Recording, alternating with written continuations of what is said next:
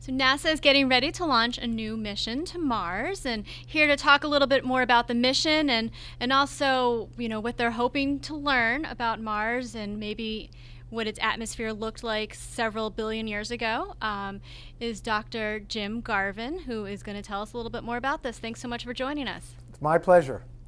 So tell us, when did Mars have weather like Earth, and what did it look like? Well, a long time ago, we think billions of years ago, perhaps as long ago as 4 billion years ago, Mars had a climate state with a bigger atmosphere that supported surface water, rain, rivers, perhaps shallow seas, persistent surface water.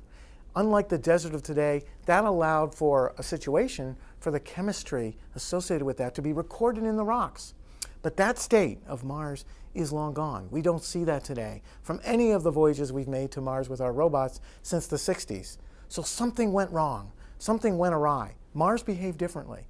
Figuring that out is central to understanding whether Mars could ever have preserved the record of past life. So tell us a little bit about this new Mars mission and what kind of science it'll collect. So our next mission to Mars is called MAVEN.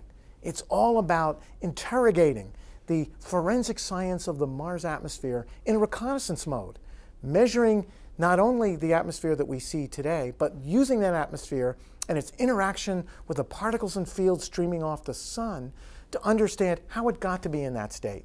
What possible pathways did the Mars we see today that we can measure from MAVEN got it to this state relative to that Mars of the past, the warm, wet, cloudy, rainy, river-filled Mars that we've been seeing at the rock record level with Curiosity? What did that? MAVEN's all about making that connection, connecting the dots from the atmosphere down to the rocks.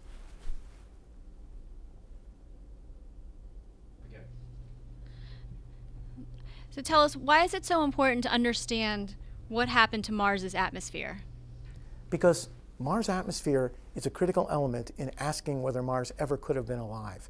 The atmosphere is part of the environment that allows conditions that we call those that are habitable, habitability to persist. We see in the past, recorded in minerals and rocks and other things, that Mars had all the right stuff, the right conditions, chemicals, presence of water, energy systems to potentially have sustained the kind of life that we know on Earth.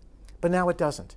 The atmosphere is a record book. It's a time capsule and a chemistry lab for how Mars works today and how it got to be the way it is today. We need to see that atmosphere up close as it interacts with the solar wind now, the sun, and with space weather, and how it might be evolving. What's it losing to space? What chemical reactions are ongoing? What species that we can't really see easily are there? How do those link back in time to that better Mars state? So does this mean there could have been life on Mars at one point? We don't know whether there was life on Mars, but we know the kind of questions to look for to read the records of what might have been, the so-called preservation potential of what we would call signs of life, biosignatures. They're recorded in rocks and chemicals, even in atmospheres. We know some of the kinds of things to look for, but we need a better picture of the whole atmosphere system, the rock system, even the interior of Mars, to be most informed on how to ask that question. Because Mars is the first good place to ask, are we alone, at least in the past, with respect to things like life. So we've got to be smart about asking. It's a big place. It's a big atmosphere, even for a small planet. And that's why Mars is so cool.